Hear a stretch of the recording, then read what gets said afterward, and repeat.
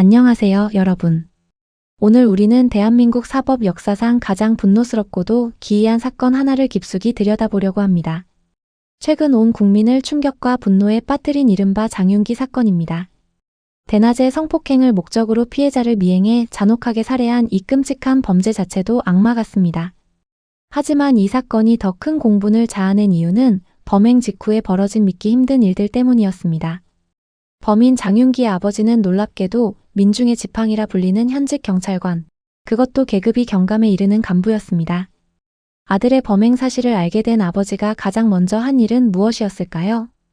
경찰관이라는 직업적 양심을 걸고 자식을 자수시키거나 피해자에게 사죄하는 것이었을까요?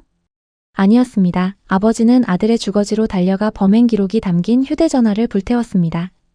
그리고 범행 동기를 입증할 핵심 증거인 리얼도를 서둘러 폐기하는 등 치밀하게 증거를 인멸했습니다.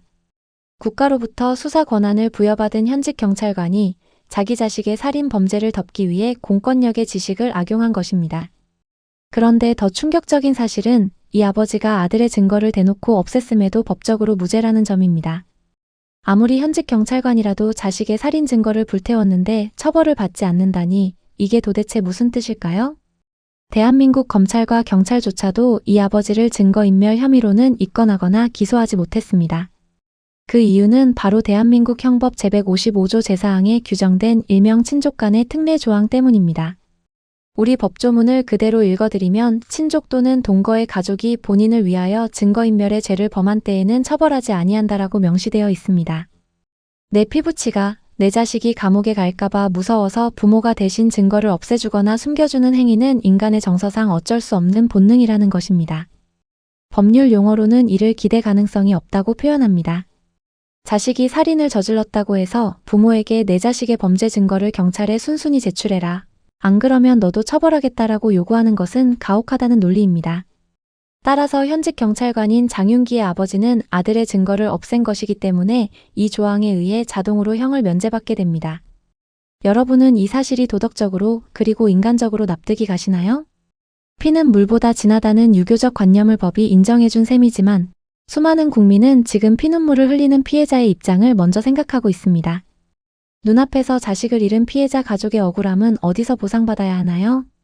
자식의 범죄를 꾸짖고 죗값을 받게 하기는커녕 사법 시스템을 기만하며 증거를 인멸한 부모가 단지 가족이라는 이유로 면죄부를 받는 것이 과연 정의일까요? 실제로 많은 법조인과 전문가들은 증거를 인멸해주는 것이 결코 자식을 위한 길이 아니라고 입을 모읍니다. 잘못을 저질렀을 때 죗값을 치르고 뉘우치게 만들어야 인간으로서 다시 살 기회가 생기는 법입니다. 오히려 부모가 앞장서서 범죄를 덮어주려다 결국 부모의 인생도 망치고 자식은 괴물로 방치하는 꼴이 되기 때문입니다. 사실 이러한 친족 특례 때문에 대형 사건에서 범인들이 법망을 빠져나가거나 수사에 혼선을 준 사례는 이번이 처음이 아닙니다. 지난 2014년 세월호 참사 유병언 도피 사건입니다. 당시 검찰의 대대적인 추적을 피해 도망치던 유병언 전 회장을 돕기 위해 그의 온 가족이 조직적으로 움직였습니다. 이 과정에서 유병언의 친형과 여동생이 유병언의 도피를 직접 도운 혐의로 붙잡혔습니다. 하지만 재판 결과 유병언의 친형과 여동생은 형법상 친족 특례 조항을 적용받아 최종적으로 처벌을 면하게 되었습니다. 아무리 국가적인 공분을 싼 피해자의 도피를 도왔더라도 피를 나눈 친형제와 친남매라는 이유로 법이 처벌을 면제해 준 것입니다. 반면 친족이 아니면서 유병언의 도피를 도왔던 구원파 신도들과 지인들은 예외 없이 구속되어 줄줄이 징역형을 선고받았습니다. 이처럼 법이 규정한 가족이라는 방패는 사법 정의의 칼날을 보란듯이 피해가는 무기가 되어왔습니다. 또 다른 사례도 있습니다. 2017년 세간을 떠들썩하게 했던 인천 초등생 살해 사건 당시에도 주범의 부모가 자식의 피 묻은 옷을 세탁하는 등 증거를 인멸했다는 의혹이 있었습니다. 하지만 이 역시 부모라는 신분 때문에 증거인멸 혐의로는 수사조차 받지 않았습니다. 우리가 흔히 주변에서 보는 음주운전이나 뺑소니 사고에서도 이런 일은 비일비재합니다. 사고를 낸 자식을 대신해 부모가 블랙박스 메모리 카드를 빼서 부수거나 차량을 숨겨도 증거인멸죄로는 처벌할 수 없습니다. 그렇다면 다른 선진국들은 어떨까요? 외국도 가족이라는 이유로 범죄를 덮어주는 행위를 이렇게 다 봐줄까요? 결론부터 말씀드리면 대한민국처럼 가족이라는 이유로 증거인멸을 무조건 무죄로 만들어주는 나라는 세계적으로 매우 드뭅니다. 미국과 영국 같은 영미법 국가에는 친족 특례라는 개념 자체가 아예 존재하지 않습니다. 미국에서는 자식이 살인을 저질렀든 무슨 죄를 지었든 부모가 증거를 없애거나 도피를 도우면 즉시 사법방해죄나 사후종범 혐의로 체포되어 엄벌에 처해집니다. 국가의 신성한 사법 정의와 수사 기능을 방해하는 행위는 혈연이라는 사적인 정서보다 훨씬 위에 있다고 판단하기 때문입니다. 우리 법의 모태가 된 독일이나 일본 같은 대륙법계 국가들도 우리처럼 황당하게 법을 적용하지는 않습니다. 일본 형법의 경우 친족이 증거를 인멸했을 때 그 형을 면제할 수 있다라고 규정하고 있습니다. 면제한다가 아니라 면제할 수 있다는 것은 판사가 사건의 경중을 보고 판단하겠다는 뜻입니다. 가벼운 생계형 범죄라면 부모의 마음을 참작해주겠지만 이번 장윤기 사건처럼 잔혹한 강력 범죄이거나 사법 시스템을 심각하게 훼손한 경우에는 부모라도 처벌하겠다는 의미입니다.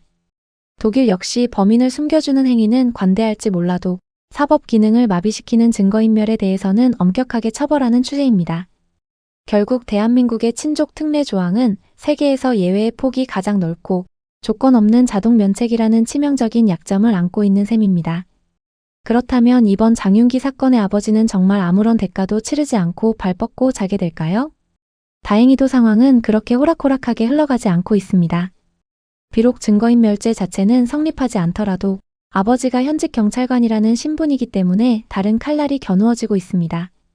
현재 검찰과 경찰 특별수사팀은 아버지가 단순히 증거를 없앤 행위를 넘어 경찰 내부의 권한을 이용해 수사 기밀을 폭로했는지를 집중적으로 파헤치고 있습니다.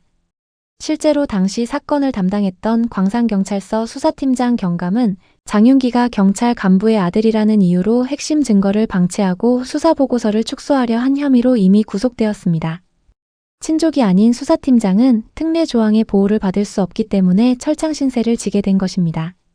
조사 과정에서 아버지가 수사팀장과 유착하여 수사 정보를 부당하게 주고받은 정황이 드러난다면 공무상 비밀누설죄나 직권남용죄 등으로 구속되어 감옥에 갈 수 있습니다. 또한 형사처벌과 별개로 공무원으로서의 품위유지 의무를 전면으로 위반했기 때문에 파면이나 해임 등 중징계를 받아 경찰직을 잃는 것은 기정사실화되었습니다. 이 사건은 지금 대한민국 정치권과 사법제도를 뿌리째 흔들고 있습니다. 국민들의 상식적인 분노와 도덕적 눈높이가 국회를 움직이고 있는 것입니다. 현재 여당과 야당은 앞다투어 형법 제155조 친족 특례 조항을 손보기 위한 개정안을 발의했습니다. 여당은 국가의 사법 정의를 무너뜨리는 친족 특례 조항 자체를 전면 폐지해야 한다는 입장입니다. 반면 야당은 살인이나 성범죄 등 중대 강력 범죄 혹은 공직자가 직위를 악용한 경우에는 가족이라도 면책 대상에서 예외로 제외하고 가중 처벌해야 한다고 주장합니다. 여야의 세부적인 방식은 조금 다를지 몰라도 가족 방패 뒤에 숨어 살인 증거를 없애는 행위를 더는 용납할 수 없다는 본질에는 100% 합의한 상태입니다. 과거 우리 사회는 거대한 비극과 국민적 분노를 통해 법을 한 단계씩 발전시켜 왔습니다. 음주운전으로 청춘을 잃은 윤창호 씨 사건을 통해 윤창호법이 만들어졌고 아동학대로 숨진 정인이 사건을 통해 정인이법이 신설되었습니다. 잔혹한 아동 성범죄를 저지르고도 술에 취했다며 감형을 받았던 조두순 사건 이후 성범죄에 대한 음주감형은 사실상 전면 배제되는 방식으로 법이 개정되었습니다.